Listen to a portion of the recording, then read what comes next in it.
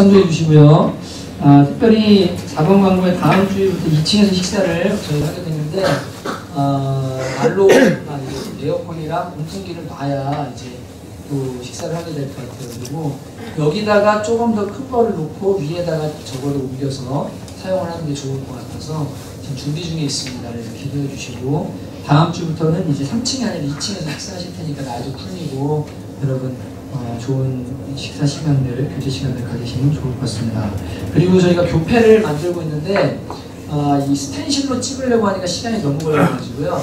그 스탬프를 주문을 했어요. 소남초원 스탬프를 주문을 해서 월요일날 도착을 해요. 그래서 그걸로 제작을 하면 조금 이제 빠르기 때문에 이번 주에 다 교패 제작이 완전히 되고 그러면 이제 여러분들에게 다음 주에 나눠드릴 수 있습니다. 못으로 나무 십자가 이렇게 해가지고 네모나게 해서 되게 예쁘게 잘 만들어졌거든요. 위에 이제 샘플들이 있는데 보셔도 좋고요. 진문에다가 양면 테이프 붙여보실 수 있게 이렇게 해드릴 테니까 다음 주에 이제 다 완성이 될 겁니다. 그래서 교패는 다음 주에 가져가시면 좋겠습니다. 하나님께서 우리에게 주시는 말씀 마태복음 5장 13절부터 16절까지의 말씀입니다. 마태복음 5장 13절부터 16절까지의 말씀, 제가 한 절, 여러분 한 절, 번갈아 가면서 읽겠습니다.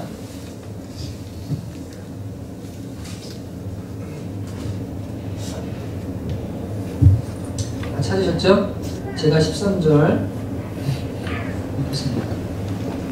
너희는 세상의 소금이니 소금이 만일 그 맛을 잃으면 무엇으로 짜게 하리요? 후에는 아무 쓸데없어 가만 밖에 버려져 사람에게 밟힐 뿐이니라.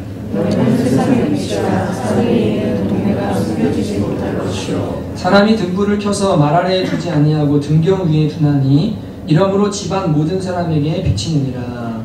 이같이 너희 빛이 사람 앞에 비치게 하여 불로 너희 착한 일을 보고 하늘에 계신 너희 아버지께 영광을 돌리게 하라. 아멘. 하나님께 영광을 돌리라는 제목으로 함께 하나님의 말씀을 나누도록 하겠습니다.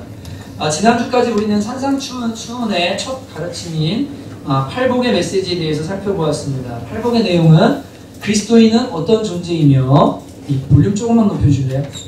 살짝만 높여주세요. 그리스도인은 어떤 존재이며 그들이 누리는 하늘의 신령한 복이 무엇인지에 대해서 우리가 약 9주 동안 함께 살펴보았습니다. 그리고 지난주일에는 물질적인 세계를 뛰어넘어 주시는 이 팔복, 지복이라고 했잖아요. 그래서 참된 행복을 누리는 사람이 되려면 마음에 예수님을 왕으로 모셔야만 한다라고 여러분과 제가 배웠습니다. 이제 산 정상에 겸손하지만 왕으로 좌정하신 예수님께서는 그분의 입에서 떨어지는 꿀송이 같은 생명의 말씀에 육신의 배고픔도 잊은 채 그 말씀을 바라보며 주님을 삼하고 있는 영혼들에게 이제 그리스도인의 존재에 대해서 말씀하신 후에 이제 뭐에 대해 말씀하시냐면 그리스도인의 삶의 목적이 무엇인지에 대해서 말씀하시는 내용이 오늘 본문에 나오는 내용인 것입니다. 이해가 되시죠? 너희는 어떤 존재다 라고 말씀해 주시고 그 존재는 이렇게 사는 거다 라고 큰 목적에 대해서 말씀해 주시는 내용이 오늘 본문의 내용인 것입니다. 근데 주님께서는 이 그리스도인의 존재의 목적을 말씀하시기 전에 다시 한번 이 팔복을 가진 사람들이 어떤 존재인지에 대해서 두 가지 매우 쉬운 비유를 통해서 너희는 이런 존재로 바뀐 사람들이다. 너희는 이런 존재다라고 말씀해 주시는 비유가 나오는데 그것이 여러분과 제가 잘 아는 소금과 빛의 비유입니다. 예수님께서 너희는 세상의 소금이라 라고 말씀하셨습니다. 소금이 되어라가 아니라 너희는 세상의 소금이다 라고 말씀하셨고 빛이 되어라가 아니라 너희는 세상의 빛이다 라고 주님께서 말씀하셨습니다. 이것은 그렇게 되라는 이야기가 아니라 너희가 이런 존재가 이미 되었다. 팔복을 가진 사람들이 이런 존재다 라는 이야기를 다시 한번 하고 계시는 겁니다. 여러분, 그리스도인은 세상의 소금이요 삼위의 빛이다 라고 주님께서 말씀하셨습니다. 왜 주님께서는 제자들을 향해서 그리스도인들을 향해서 너희는 세상의 소금이고 세상의 빛이라고 말씀하시는 것입니까? 그것은 소금과 빛이 가진 특징 때문입니다. 먼저 소금의 특징은 이렇습니다. 소금은 여러분 첫 번째 기능이 뭡니까? 가장 소금의 중요한 기능이 뭐예요? 맛을 내는 겁니다. 그래서 이 성경을 확장해서 잘못 해석하다 보면 부패를 방지합니다. 이건 여기 1차적인 의미가 아니고요. 예수님께서도 소금은 맛을 내는 건데 그 맛을 잃으면 무슨 소용이 있겠냐. 소금은 맛을 내는 존재다. 맛이 있는 존재다. 너희 그리스도인은 그런 소금과 같다라고 주님께서 말씀해 주시는 겁니다. 여러분, 그리스도인은 어떤 존재입니까? 인생의 참 맛을 아는 사람들입니다. 진짜 행복이 무엇인지 맛본 사람들입니다. 그래서 맛을 가진 사람들이에요. 아, 인생을 이렇게 사는 거구나. 정말 하나님을 섬기며 사는 즐거움이 이런 맛이구나. 이것이 삶의 참된 사람의 삶이구나라는 것을, 그 맛을 가진 사람들, 그 행복의 맛을 가진 사람들이 누구냐면 바로 그리스도인이라고 말씀하시는 겁니다. 사람들은 참 행복의 맛을 알지 못합니다. 그러나 그리스도인만큼은 이 팔복을 가지고 있기 때문에, 하나님이 주신 그 복을 가지고 있기 때문에 그 맛을 아는 사람들인 거예요. 그래서 지복이라고 말하는 이 팔복을 가진 사람들이 바로 소금의 맛을 가진 사람들. 너희는 세상에 소금이 된 사람들이다. 맛을 가진 사람들이다라고 주님께서 말씀하시는 거예요.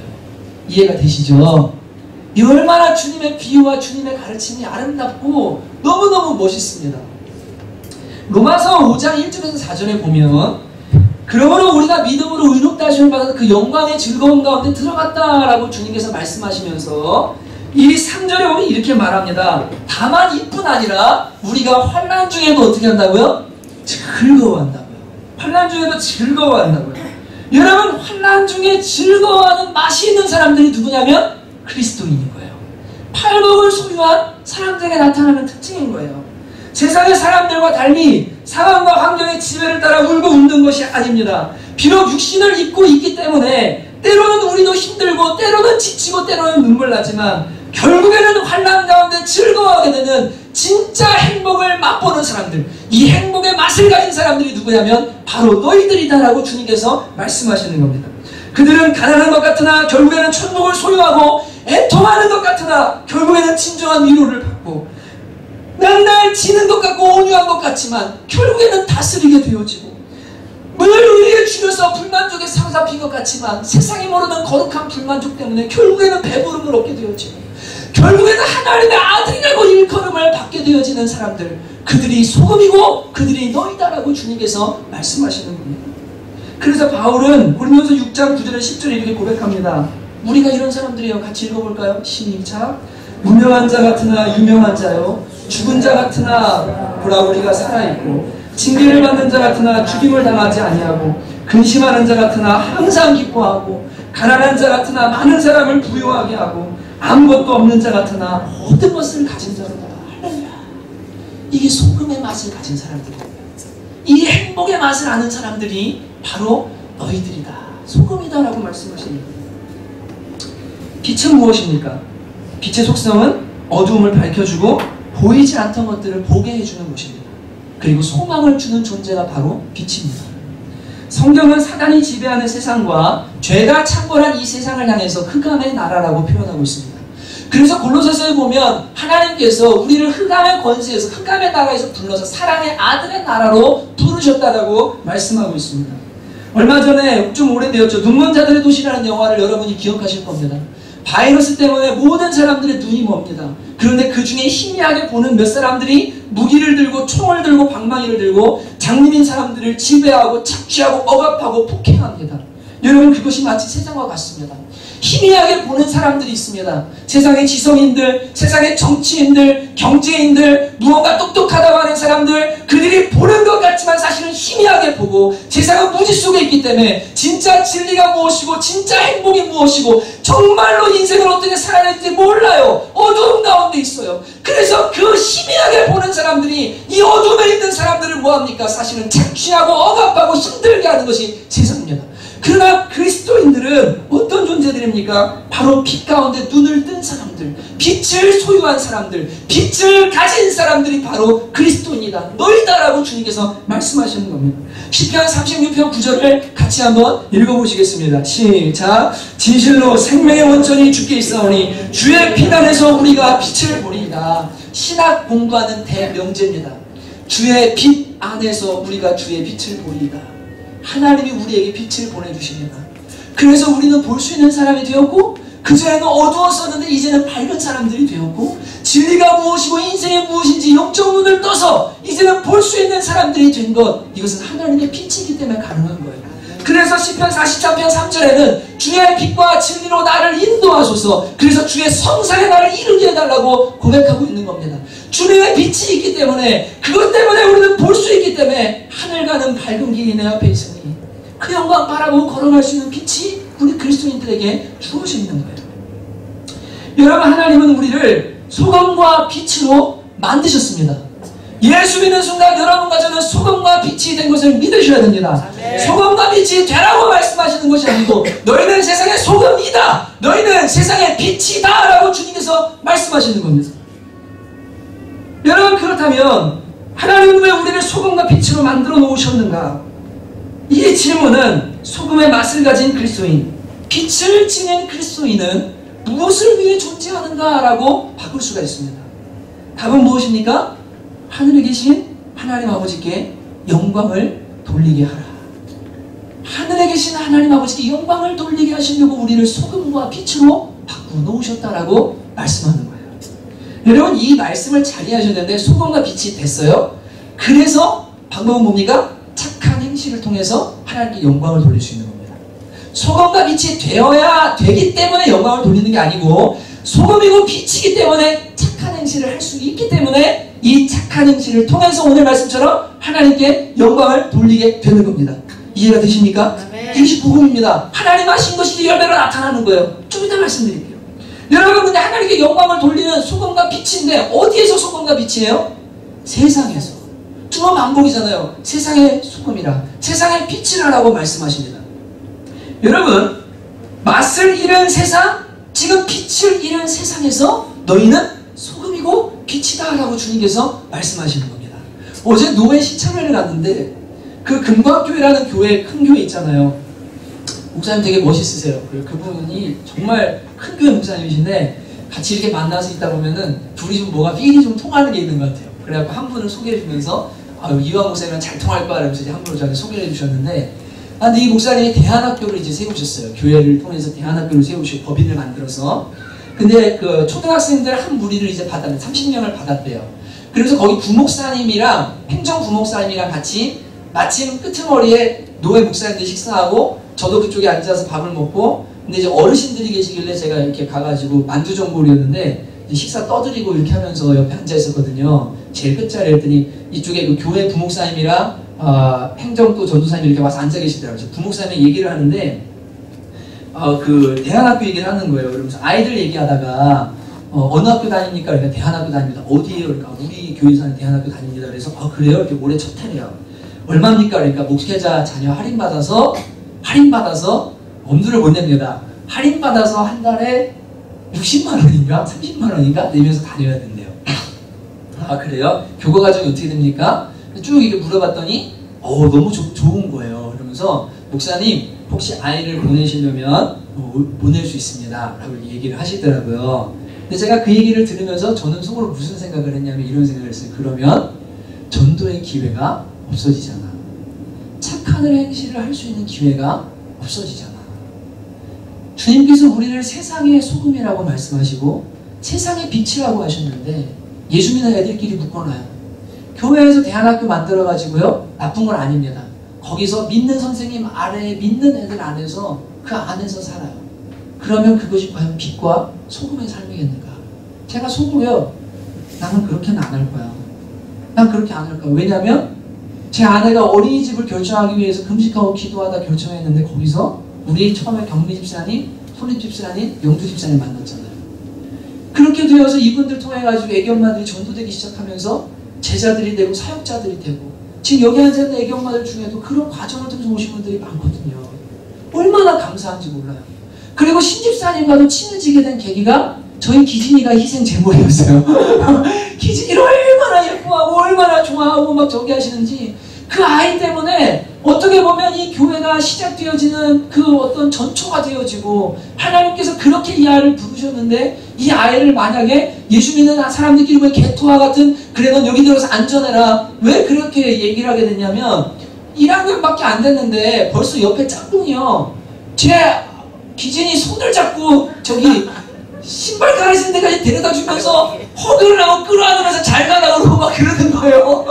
제가 그 얘기를 듣고는 이 이놈새끼가 이게 막 이러면서 이게 누구 딸을 지금 막 근데 속으로 야 이거 험하다 세상이 그러면서 야 이거 어떻게 학교 다녀야 되나 막 그런 생각이 들 정도로 걱정이 되니까 대안학교 보내면 안 되나 이런 마음이 올라오는 한편에 그건 주님이 원하는 게 아니다. 주님이 우리를 세상의 소금으로 부르셨고 세상의 빛으로 부르셨으니 거기가 험하다 할지라도 우리는 거기에 가 있는 거예요. 거기에서 세상의 빛과 소금이라고 주님께서 말씀하신 겁니다. 방법은 무엇입니까? 어떻게 하나님께 영광을 돌립니까? 세상에서 영광을 돌리는 거예요. 교회에서는 돌리지 말라고 해도 돌려요. 찬송하고 하나님께 알아서 영광을 돌려요. 세상에서 돌려야 돼요. 어떤 걸 통해서요? 착한 행실을 통해서. 여러분 왜 사람들은 악한 행실을 합니까? 남에게 피해를 주더라도 행복하고 싶어서 악한 행실을 하는 거예요. 근데 우리는 진짜 행복을 소유했거든요. 지복을 받았거든요. 팔복을 소유했거든요. 그래서 불법하고 악한 행실하면서까지 행복을 추구해야 될 이유가 없어요. 이미 우리 안에 진짜 행복이 있기 때문에 이제 우리는 착한 행실을 할 수 있는 사람들이 된 줄로 믿습니다. 우리에게 복음이 있고 복음의 능력이 있고 근거가 있기 때문에 하나님이 못할 걸 하라고 하시는 게 아니에요. 이미 만족하고 이미 행복하기 때문에 그래 온유하게 양보할 수 있어요. 그래 악한 행실력을 뺏지 않아요. 선하게 행할 수 있어요. 그래서 우리는 착한 행실을 통해서 뭐예요? 하나님께 영광을 돌리는 사람들이 되어지는 거예요. 이게 우리의 부르심, 그리스도의 존재의 목적이다라고 주님께서 말씀하시는 겁니다. 여러분 가짜 행복을 위해서 악한 행실을 일삼는 자들과 반대로 우리는 진짜 행복을 소유했기 때문에 정말로 선한 행실을 할 수 있는 그리스도인들, 아름다운 존재들로 변화된 것입니다. 여러분 그리스도인은 세상에서 어떤 착한 행실을 그렇다면 가져야 합니까? 제가 여러분에게 두 가지를 좀 권면해 드리고 싶습니다. 지난주 동안 묵상하고 생각하면서 하나님께서 제 마음에 주신 것들이었습니다. 이것은 여러분과 제가 누리는 팔복이 있기 때문에 가능한 일입니다. 첫째, 불평을 버리고 현재에 충실하시기 바랍니다. 이것이 착한 행실입니다. 만족하는 사람은요 지금을 불평하지 않아요. 과거를 불평하지 않아요. 과거의 나의 선택이나 그 모든 것을 내가 어떻게 할 수 있는 것들에서 원망하고 불평하지 않아요. 그리고 뭐 하냐면 지금 있는 그 자리에서 최선을 다합니다. 이것이 만족을 누리고 팔복을 가진 사람들이 첫 번째로 해야 될 착한 행실입니다. 빌립보서 4장에 보면 바울은 말합니다. 내가 빈궁에도 처할 줄 알고 부유함에도 처할 줄 알고 모든 상황에 만족할 줄 안다. 자족하는 법을 배웠다. 그런데 3장에 가면 뭐라 3장에서는 이런 얘기를 합니다. 내가 표대를 향해서 달려가는데 빌립보서는 감옥에서 쓴 책입니다. 감옥에서 쓴 편지예요. 사역 다 마치고 이제 죽음을 몇 년 앞두고 감옥에 구금된 채로 지금 편지를 쓰는데 내가 다 했다. 그런데 나는 아직도 표대를 향해 달려간다. 여러분 꿈이 계속 있습니다. 하나님의 소망이십니다. 그런데 그러면서 뭐라면 이렇게 말해요. 빌립보서 3장 15절 16절에 이렇게 말합니다. 그러므로 누구든지 우리 온전히 이룬 자들은 이렇게 생각할지니 만일 어떤 일에 너희가 달리 생각하면 하나님이 이것도 너희에게 나타내시리라. 오직 우리가 어디까지 이르렀든지 그대로 행할 것이라 라고 말씀하십니다. 이하면 이런 겁니다. 바울은 사역을 완성하다시피 다 했습니다. 이제 거의 끄트머리예요. 온전히 이룬 자입니다. 그런데 뭐라고 말하면 이렇게 말합니다. 온전히 이룬 자들도 달리 생각하면 여러분 사람이 그렇죠. 무언가 내가 지금까지 달려서 뭔가를 이루었어요. 그리고 나면 우리는 무슨 생각하면 그 다음에 뭐 할까? 그 다음에 뭘 하면 좋을까? 뭘 다른 걸 생각하고 다른 걸 바라보고 달리 생각합니다. 근데 바울이 뭐라고 말합니까? 온전히 이룬 자들도 달리 생각한다면 다른 어떤 생각이든 그걸 하나님이 때가 되면 너한테 나타내 주실 거다. 너에게 다른 길이 필요하다면 하나님이 알려주실 거다. 그러니 어디까지 이르렀든지 간에 뭐 하라고요? 그대로 행하라. 지금 있는 자리에서 최선을 다해라. 다른 생각하지 말고. 그렇게 하면 하나님이 때가 되면 너희를 나타내 주시고 때가 되면 인도해 주시고 때가 되면 높여 주실 거다. 이것이 그리스도인이 만족하는 그리스도인이 가질 수 있는 뭐예요? 첫 번째 착한 행실의 모습인 거예요. 여러분 다른 생각하지 말고 지금 그대로 행하라는 겁니다. 다른 생각이 있다면 하나님께 나타내 주시겠다는 겁니다. 무슨 일을 하고 있든지 여러분이 그래서 어떤 수준에 이르렀든지 쓸데없는 꿈 꾸지 말고 지금 하고 있는 일을 보여 충성을 다해서 하라는 거예요. 이것이 첫 번째 여러분의 권면해드리는 착한 일입니다. 많은 그리스도인들이 지금에 충실할 줄을 모릅니다. 늘 불평과 불만이 가득합니다. 내가 이런 일을 할 사람이 아닌데, 내가 이런 곳에 있어야 할 사람이 아닌데, 내가 과거에 이랬는데, 내가 과거에 저랬는데, 내가 이렇게 했다면 삶이 이렇지 않을 텐데, 이 남편을 만나지 않으면 이렇게 살지 않을 텐데, 내가 그때 그런 결정을 안 했더라면 이렇게 안 살 텐데, 그렇게 후회해봐야 무슨 소용이 있습니까? 하나님이 합력해서 선을 이루실 겁니다. 여러분, 어떤 수준에 이르렀든 어떤 상황이 있든지 지금 주어진 상황이 현재에 뭐예요? 충실하는 거예요. 현재에 충실하는 거예요. 뒤의 것을 잊어야 돼요. 안타까운 것은 그리스도인들이 뒤의 거에는 매이고 현재에는 충실하지 않으면서 앞의 것에 대해서는 과대망상증에 걸려있어요. 충실하지 않으면서 무언가 큰일 하기를 원하고 쓰임받기를 원하고요. 대단한 일 하기를 원해요. 하나님 그렇게 사람 안 쓰십니다. 바울은 온전히 이룬 자들도 일가를 이룬 사람들도 지금 하던 거 그대로 열심히 충성을 다해라 이렇게 말하고 있는데, 이루지도 못한 자들이 다른 걸 생각한다면 여러분, 하나님께서 이것을 어떻게 기뻐하시겠습니까?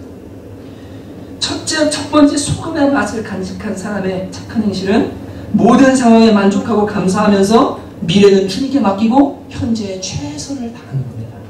이런 사람은 사람도 좋아하지만 하나님이 사용하시는데, 요셉을 가만히 보십시오. 요셉은 종으로 팔려갔을 때에는 종의 자리에서 최선을 다했어요. 그랬더니 가정 총무가 돼요. 감옥에 갔어요. 억울하게. 거기서 감옥에서 최선을 다했어요. 감옥에서 전옥이 왕의 죄수들을 맡겼거든요. 빵 굽는 사람, 술 마는 자. 표정이 안 좋아요. 제가 도와드릴까요? 무슨 일 있으세요? 들어주고 해석해주고. 그러다 뭐예요? 그 작은 충성이 나중에 국무총리의 자리를 가게 만드는 거예요. 여러분, 소금의 맛을 가진 사람들은 어떤 상황이든 간에 지금의 상황에 만족하고 자족하면서 지금 내게 주어진 사랑과 지금 내게 주어진 시간과 지금 내게 주어진 일들에 충성을 다하는 겁니다. 이렇게 할 때 누가 영광 받으시냐면 하나님이 영광을 받으시는 줄 믿습니다.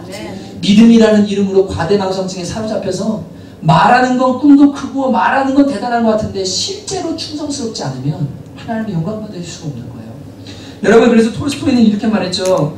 가장 중요한 사람은 지금 내 앞에 있는 사람, 가장 중요한 일은 내가 하고 있는 일, 가장 중요한 시간은 지금 이 순간이라고 이야기했습니다. 여러분, 여러분의 가정, 남편, 아내, 자녀, 부모, 가사일, 직장일, 지금 하고 있는 업무, 그리고 교회의 사역과 지금 우리가 드리는 모든 예배, 이 시간들, 여러분 다 여러분이 최선을 순간순간 뭐합니까? 최선을 다하는 사람들 되시기를 주님의 이름으로 축복합니다. 아멘. 이 착한 행실이 하나님의 영광을 돌리게 하는 거예요. 두 번째 여러분이 권면해드리고 싶은 것은 거룩하기를 여러분에게 권면드리고 싶습니다. 성경은 죄는 곧 불법이라고 말합니다. 세상 사람들은 자신들이 꿈꾸는 행복을 이루기 위해서 온갖 불법을 자행합니다. 하나님의 법을 어기는 것은 예사고 사람들이 사회적인 약속으로 만들어 놓은 사회법도 어기면서까지 뭐합니까? 행복을 추구하려고 합니다. 그러나 이미 행복을 소유한 사람들은 그들이 세상에서 얻고자 하는 행복을 얻기 위해 똑같이 불법을 행하는 것처럼 행해야 될 이유가 없습니다. 이해가 되시죠? 이해가 되시죠? 여러분이 만약에 안 그렇다면 뭐가 문제가 있는 거예요. 주님으로 만족하지 못하는 거예요. 주님이 참 만족이 되시면요, 수당만방 안 가려고 그들이 하는 것처럼 할 필요가 없어요. 불법을 하면서까지 하나님을 기쁘시게 하지 못하고 영광을 가리면서까지 그렇게 내 행복을 추구하는 이유가 없어요. 하나님이 만족이 되시니까요. 여러분, 그래서 자연스럽게 잘 보세요. 이런 존재가 돼야 삶의 목표가 행복이 아니에요. 거룩이 됩니다. 삶의 목표가 행복이 아니라 거룩이 돼요. 왜요? 행복은 어떻게 됐어요? 먼저 소유했거든요. 진짜 복을 내가 가지고 있거든요. 근데 무슨 또 행복을 추구해요? 이제는 거룩을 향해서 달려가는 거예요. 그게 그리스도인의 삶의 목표가 되는 거예요. 이런 존재가 그리스도인인 거예요. 여기서의 거룩은 우리가 만들어내는 거룩이 아니고 이미 주어진 거룩을 삶으로 빛나게 만드는 실제적인 삶의 거룩을 말합니다. 실제적인 삶의 거룩을 말합니다.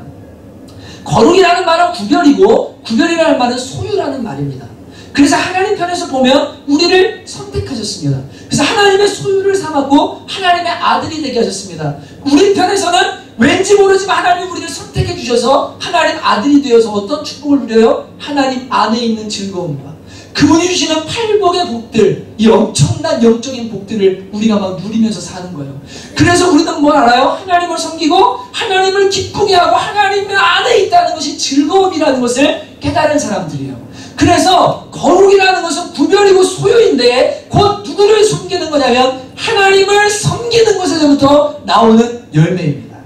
거룩은 우리가 만들어내는 것이 아니라 하나님을 철저하게 섬기고 나는 그분께 속해서 그분을 섬기는 것이 즐겁고 그분 안에 있는 것이 행복하기 때문에 하나님을 눈에 보이는 것처럼 잘 섬기는 열매로 뭐가 나오냐면 거룩이 나오기 시작하는 거예요. 거룩이 나오는 거예요. 여러분, 그래서 진정한 거룩이라는 것은 내가 생각하는 어떤 것을 만들어내는 게 아니라 하나님을 인식하고 마치 눈으로 보는 것처럼 그분의 말씀을 듣고 준행하면서 그것을 기뻐함으로 말미암아 일어나는 모든 행동들이 있잖아요. 이 거룩의 열매예요. 그리고 이것을 통해서 뭐 하냐면 이건 당연히 착한 행실이 되는데 이것을 통해서 하나님의 영광을 받으십니다. 왜냐하면 여러분, 하나님께서 거룩하다, 구별됐다, 탁월하시다라고 표현하는데 하나님은 탁월함인데 도덕적인 탁월함이 있습니다. 하나님은 도덕적으로 완전하세요. 그분을 잘 섬겨요. 우리가요. 그 도덕적으로 탁월한 하나님을 잘 섬겨요. 그러다 보면 우리도 어떤 사람이 되죠?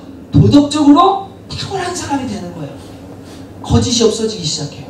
쓸데없는 말들 없어지기 시작해요. 불법들 없어지고. 왜요? 주님이 도덕적으로 선하시고 탁월한 분이기 때문에 그분을 잘 섬기면 우리도 그렇게 되어지거든요.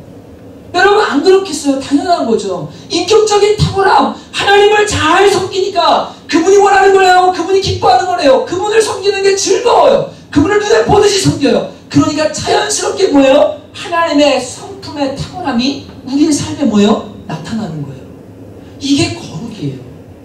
이걸 이제 우리가 삶에서 이걸 추구하며 사는 거예요. 그래서 여러분, 거룩하기를 권면하는 다른 게 아니라 하나님을 잘 섬기기를, 여러분이 눈에 보듯이 하나님을 섬기기를 제가 여러분에게 권면하는 겁니다. 여러분, 다니엘이 이 부분에 아주 탁월함을 보였던 사람입니다. 10대의 나이에 바벨론의 포로로 끌려간 사람이 다니엘입니다. 이 사람은 15세쯤 끌려가서 공부하고 관리가 되어서 총리로서 3대의 왕을 섬긴 사람이었습니다. 다리오 왕 때에 3명의 전국 총리를 세웠는데 그 3명의 전국 총리 중에 가장 탁월한 사람, 왕의 마음을 민첩하게 알아서 모든 일을 잘 수완해냈던 사람이 다니엘이라고 성경이 기록하고 있습니다. 그래서 옆에 있는 총리들과 고관들의 시기를 받았는데 그 결과가 다니엘서 6장 4절에 이렇게 말합니다. 이에 총리들과 고관들이 국사에 관하여 다니엘을 고발할 근거를 찾고자 하였으나 아무 근거, 아무 허물을 찾지 못하였으니 이는 그가 충성되어 아무 그릇됨도 없고 아무 허물도 없음이었더라. 다니엘이 총리로 섬기면서요, 옆에 있는 사람들이 허물을 찾은 거 죄도 아니에요.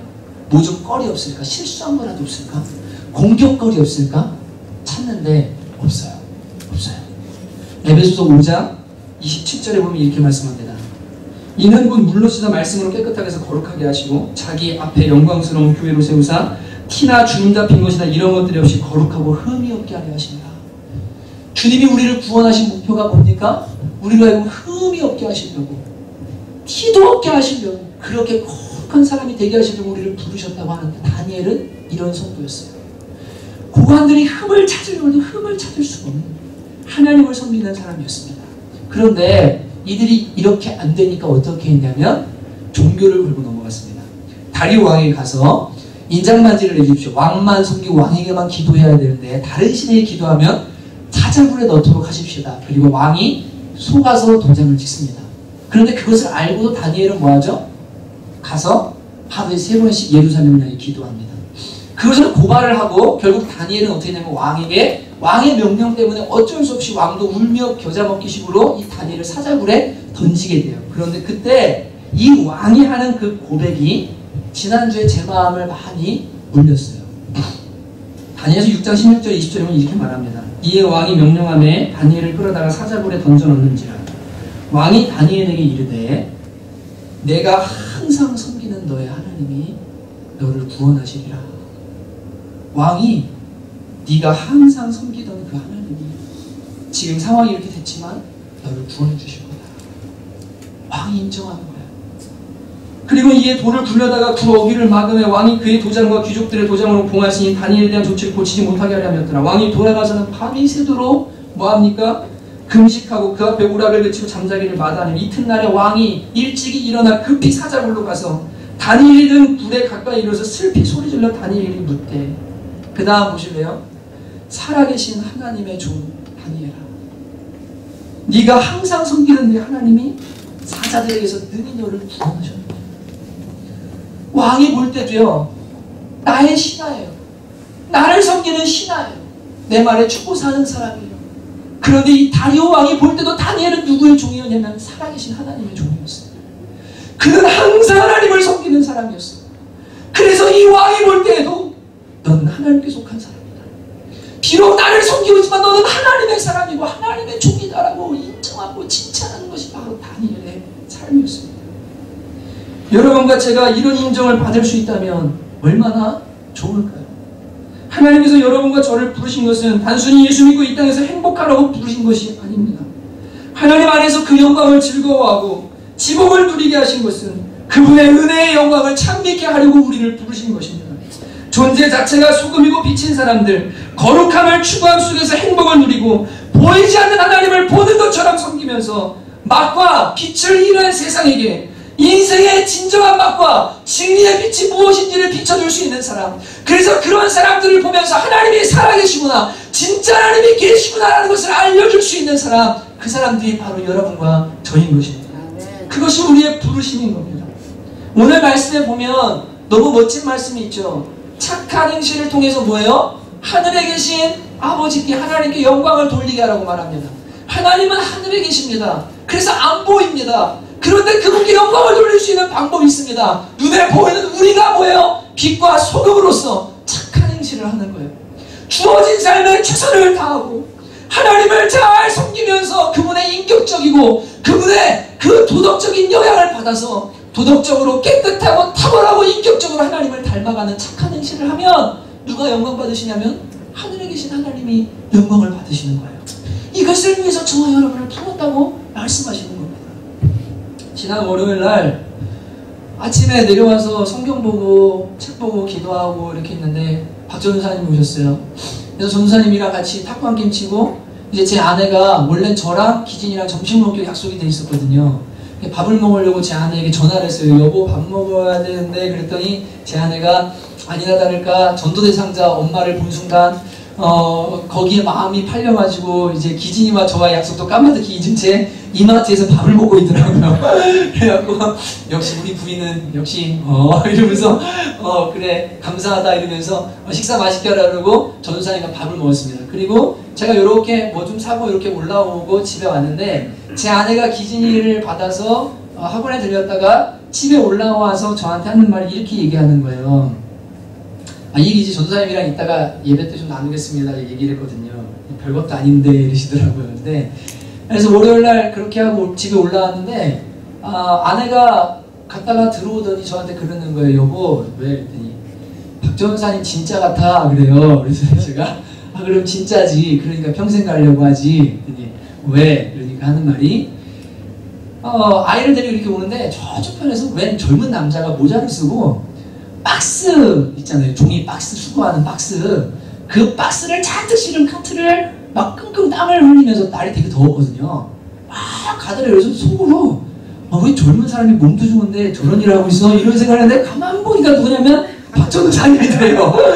그게 어떤 상황이냐면 이 할아버지가 이걸 끌고 가는데 그거를 이제 끌어다 준 거예요. 여기 고물상인 데까지.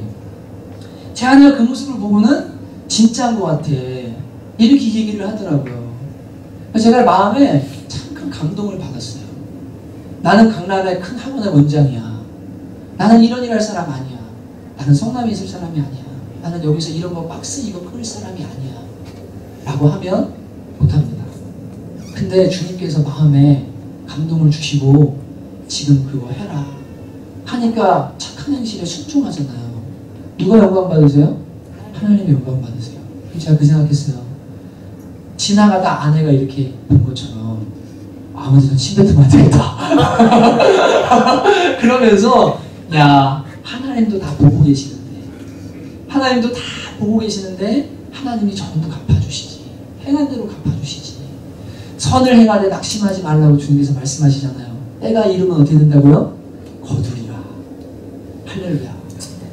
때가 이르면 하나님이 영광 받으시고 하나님이 거두시게 해주신다고 약속하였으니까 우리는 뭐합니까? 계속해서 선한 행실을, 착한 행실을 통해서 하나님께 영광 돌리는 삶을 사는 거예요. 그때 하나님 영광 받으시고 우리도 주님 앞에 소금과 빛으로서의 삶을 감당하고 참된 그리스도인의 삶이 무엇인지를 보여줄 수 있는 저와 여러분 되실 줄을 믿습니다. 이번 한 주 여러분과 제가 이렇게 결단하고 여러분이 있는 현장에서 충성을 다하십시오. 그리고 거기서 하나님의 말씀을 듣고 여러분의 앞에 있는 사람이 가장 중요하고 지금 하고 있는 일이 가장 중요하고 지금 있는 그 시간이 가장 중요하다고 생각하면서 그 시간 동안 하나님이 원하시는 착한 행실을 통해서 하나님께 영광을 돌리는 저와 여러분 되시기를 주님의 이름으로 축복합니다. 이제 함께 찬양할 텐데 주님을 따르리라는 찬양이 있어요. 우리가 가는 길은 십자가 지고 가는 길입니다. 주님 따르는 길은 무겁습니다. 가볍지 않죠? 그러나 여러분 정말 찬양하면서 주님이 너의 삶을 통해 영광을 받으시도록 자기를 부인하고 자기 십자가 지고 따르라고 고백하는 고백을 함께 고백하고 같이 기도하는 시간을 갖겠습니다. 주님을 따르니 주님을 따르니 내 십자가 지고 주 따르니 주님을 따르니 내 십자가 지고 주 따르니 주 따르려거든 자기를 부인하고 따르라 주 따르려거든 자기 십자가 지고 따르라 주님이 내 안에 충만히 주님이 내 안에 충만히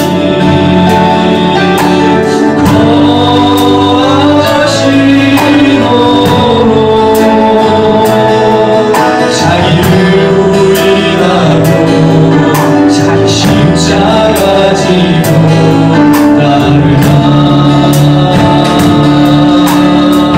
주님이 너의 삶을 통해 주님이 너의 삶을 통해 영광을 받으시도록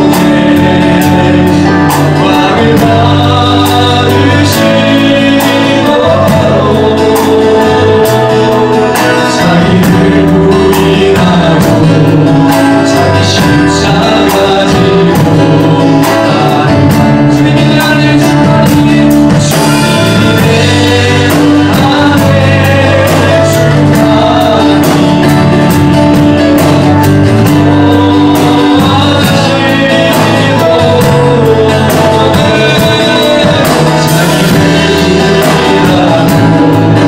자기 십자가 지고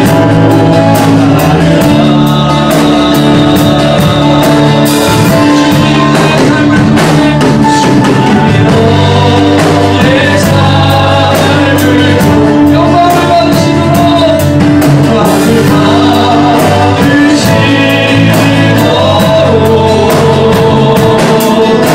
자기를 부인하고 자기 십자가 잠잠히 가슴에 손을 얹고 주님이 내 안에 충만히 주님이 내 안에 충만히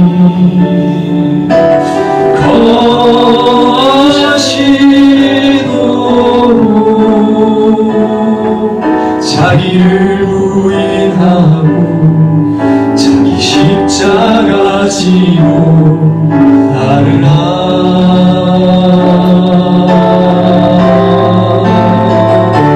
주님이 너의 삶을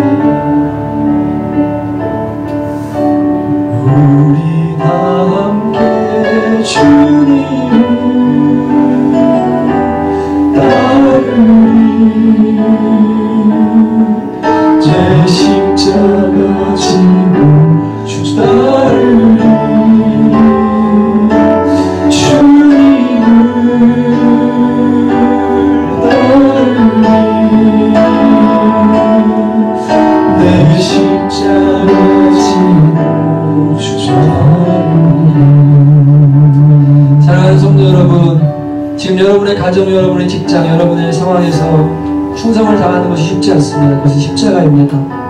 그러나 우리는 빛과 소금으로 부름받았기에 그런 삶을 살아야만 합니다. 남편이 어떻든 아내가 어떻든 자녀가 어떻든 시부모가 어떻든 상관없습니다. 주님이 원하시는 착한 행실을 통해서 우리는 예수 믿는 사람의 다름을 보여주고 소금의 맛이 무엇이고 진리를 아는 빛의 사람이 어떤 사람인지를 알려주고 그래서 그들이 하나님을 알 수 있도록 하는 화목케 하는 통로로 우리가 부름받았습니다. 이것이 우리의 십자가입니다. 결단하십시다. 주님, 제가 가정에서 직장에서 그리고 주어진 상황과 시간과 환경 속에서 주님의 거룩한 영향을 아래 최선을 다하고 주님의 착한 행실을 통해 영광을 돌리는 삶을 살겠습니다. 같이 한번 시간 주여 한 번으로 기도하도록 하겠습니다. 주여 하나님 아버지 정말 그렇습니다. 하나님 우리의 삶이 그저 우리가 행복하고 하나님께서 원하시는 삶 착한 행실을 통해서 하나님이 기뻐하시고 사람들이 하늘에 계신 하나님의 영광을 돌리도록 그러한 삶을 우리가 살도록 부름받을 줄 믿습니다. 하나님 다니엘처럼 살아계신 하나님의 다니엘아 내가 항상 섬기는 하나님이 너를 구원하시기에 능하신 하나님을 활용하고 우리를 향하여 하나님 아버지 주님께서 나의 사람들이 하나님의 종이라고 하나님의 종이라고 인정할 수 있는 사람 그러한 자격이신 하나님의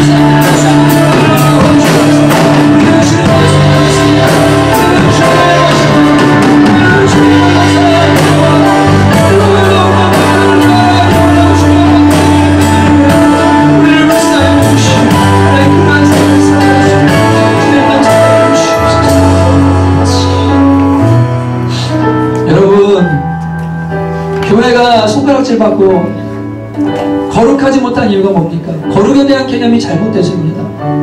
예배하는 건 거룩하고 박스 치고 지나가는 할아버지를 돕는 것은 거룩한 일이 아닙니까? 주님이 명령하셨다면 그것이 거룩한 일입니다. 거룩은 하나님을 잘 섬기는 데서부터 시작됩니다. 주님이 명령하시면 그대로 순종하고 하나님이 기뻐하시는 것이 뭐 어떤 대가를 지불하든 그 말씀에 순복하는 구별된 삶을 사는 것이 거룩의 기본입니다. 그렇기 때문에 많은 교회가 예배하고 있고 장로, 원사, 목사라는 직분을 달고 있지만 하나님을 제대로 섬기지 않기 때문에 삶에서는 거룩이 없고 사람들은 예수 믿는 사람들의 손가락질하고 교회의 영광과 하나님의 이름은 땅바닥에 떨어지고 마는 것입니다. 여러분, 우리는 하나님을 잘 섬기는 사람들이 되어야 됩니다. 가정에서도 여러분과는 하나님의 종이 되어야 되고 직장에서도 하나님의 종이 되어야 되고 무엇을 주님께 하는 다른 사람들이 되어야 할 줄로 믿습니다. 여러분, 시간 다시 한번 기도할 때 하나님, 저는 하나님의 종입니다. 살아계신 하나님을 섬기는 종이 되기를 원하고 다리오 왕이 다니엘을 향해서 살아계신 하나님의 종 다니엘아, 내가 항상 섬기는 하나님이 너를 구원하시리라고 말했던 것처럼 저도 이런 인정받는 그리스도인이 되기를 원합니다. 다시 한번 마지막으로 한 번 더 기도하도록 하겠습니다. 하나님 아버지, 그렇습니다. 주님, 저희는 하나님을 섬기는 사람들입니다. 주님, 거룩은 다른 것이 아니라 주님을 섬기는 것에부터 시작됩니다. 우리는 주님께 속하였고 주님을 섬기는 것이 거룩의 기본입니다. 하나님께서 말씀하실 때 순종하고 하나님을 알고 하나님을 사랑하는 것이 우리의 거룩의 기본인 줄로 믿습니다. 하나님을 저희들을 불쌍히 여겨주셔서 하나님의 종된 사람들, 주님의 기쁨 있는 사람들, 정말로 삼수는 사람의 영광을 나타내는 사람들, 귀하고 못된 그리스도인을 될 수 있도록 도와주셔서 이미 그렇게 만드셨습니다. 우리가 팔복을 소유한 사람들입니다. 아버지의 행복을 추구하며 싸우고 불복을 알리고 나오는 사람들입니다. 주님들을 만족하기 때문입니다. 이제는 착한 힘이라는 영광 돌리고 주님 원하시는 삶을 살아주신 종으로 바뀐 사람들이니 우리가 어떤 사람들인지를 깨닫고 그 삶을 통하는 영광을 받는 우리 모든 그리스도인들 처음 믿을 수 있도록 주께서 은혜를 내려주시면서 가정에서 직장에서 자녀들에게 그리고 부모들에게 아버지의 최선을 다하게 하시고 착한 행실을 하게 하시고 하나님의 사랑에 복받은 사람들, 주님의 영광이 된 사람들 될 수 있도록 주께서 은혜 내려주시기를 간절히 원합니다. 하나님 감사합니다. 영광 받아주시옵소서. 하나님 영광 받아주시옵소서. 하나님 아버지, 저희들을 어두운 세상에서 빛으로 불러주시고 또 인생의 행복이 무엇인지 그 맛을 알지 못하던 저희들에게 진정한 행복의 맛을 간직하게 해주시고 알게 해주시는 은혜 진실로 감사드립니다. 이제는 주님, 저희가 착한 행실을 통해서 하나님께 영광 돌리는 삶 살기를 원합니다. 주께서 그렇게 하라고 명령하셨으니 이것이 우리의 삶인 줄 알고 이제는 주님께 영광 돌리는 것을 삶의 목표로 삼으며 귀한 삶을 살아가는 우리 모두 될 수 있도록 역사하여 주시옵소서.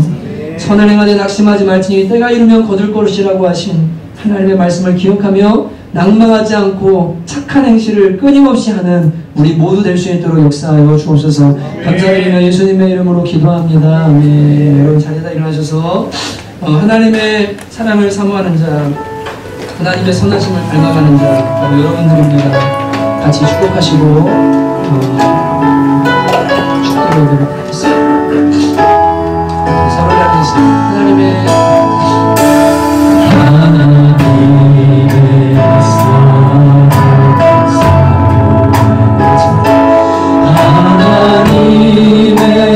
선하심을 닮아가는 자, 너의 모든 것 창조하신 우리 주님, 너를 얼마나 사랑하시는지 서로 바라보면서 하나님께 사랑과 경배하는 자,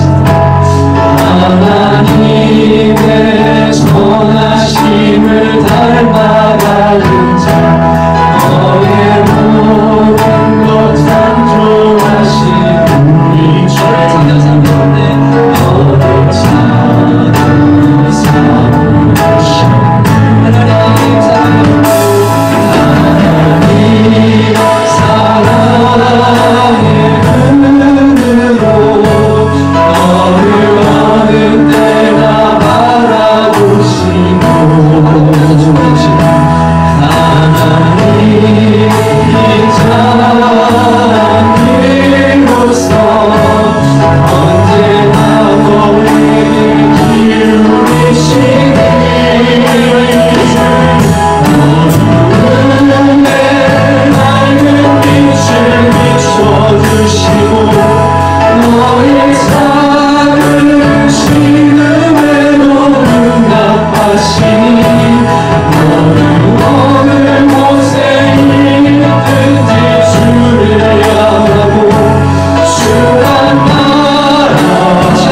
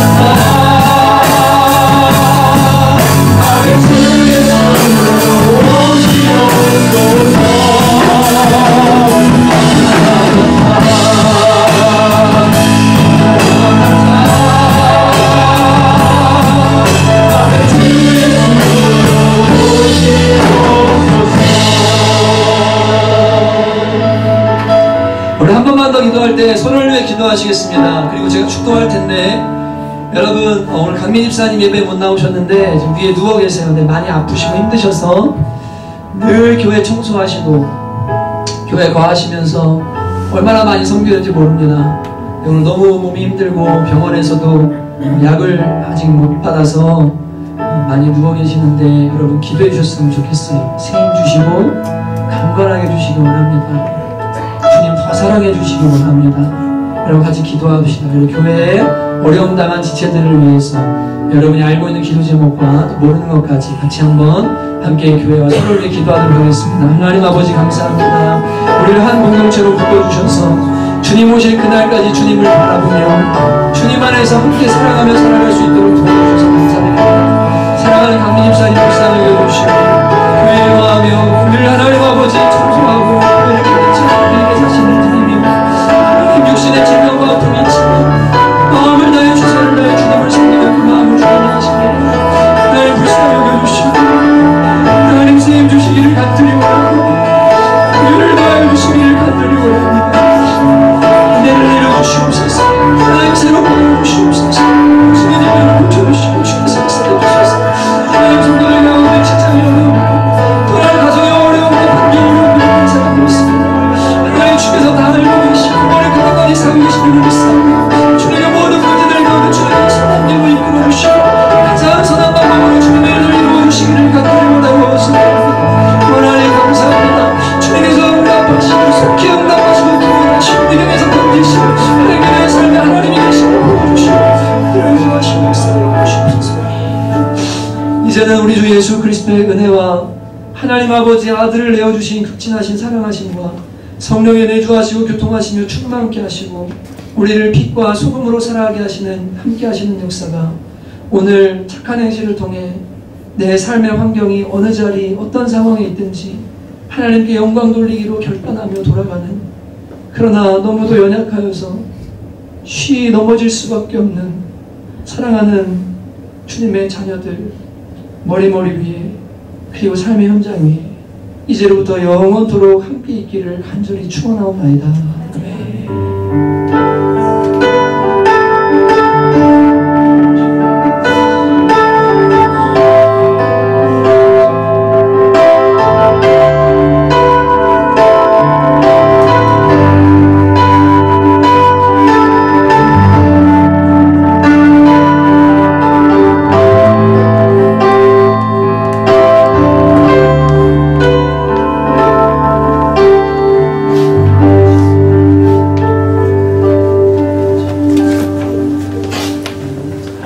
안녕하세요. 네. 시작하시겠습니다. 정원이 왔니? 수고하십시오. 예. 멋있다.